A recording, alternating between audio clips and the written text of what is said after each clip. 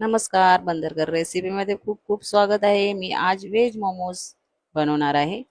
त्यासाठी गॅसवरती कढई गरम करत ठेवलेली आहे. त्यामध्ये मी अमूल बटर टाकलेले आहे, थोडा मिरची टाकलेली आहे, थोडी लसूण टाकलेली आहे, बघू शकता. कांदा टाकलेला आहे थोडासा. त्यानंतर थोडं मीठ टाकलेलं आहे, काळी मिरी पावडर टाकलेली आहे, चिली फ्लेक्स टाकलेलं आहे, थोडंसं ऑर्गेनो टाकलेलं आहे, थोडंसं बघू शकता. शेजवान मसाला टाकलेला आहे, त्यानंतर शेजवान चटणी टाकलेली आहे, बघू शकता.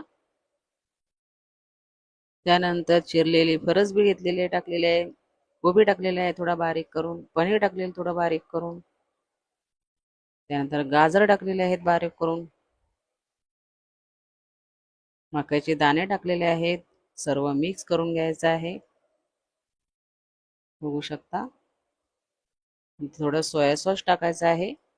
हे सर्व सारण तयार करायचं आहे. बघा, सर्व सारण तयार झालेलं आहे.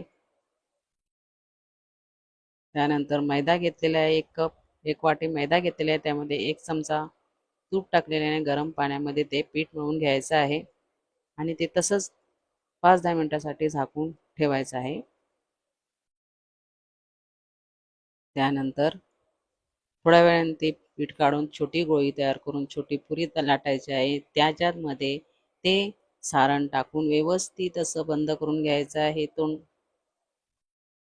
बघू शकता, व्यवस्थित बंद झालेलं दोन्ही बाजूने केलेलं आहे.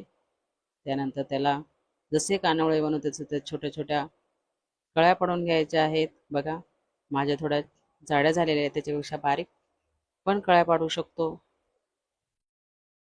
व्यवस्थित ते छानपैकी तयार करून घ्यायचा आहे आकार. बघा, वेगवेगळ्या आकाराचे मोमोज, व्हेज मोमोज तयार झालेले आहे, केलेले आहेत मी.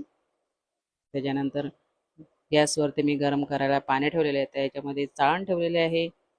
त्या चाळणीमध्ये मी सर्व ते मोमोज वाफवण्यासाठी ठेवलेले आहेत. बघा, वाफवून झालेले आहेत मोमोज तयार. व्हेज मोमोज तयार केलेले आहेत आणि शेजवान चटणी बरोबर ते सर्व करू शकता. रेसिपी आवडल्यास लाईक करा, शेअर करायला, सबस्क्राईब करायला विसरू नका. धन्यवाद.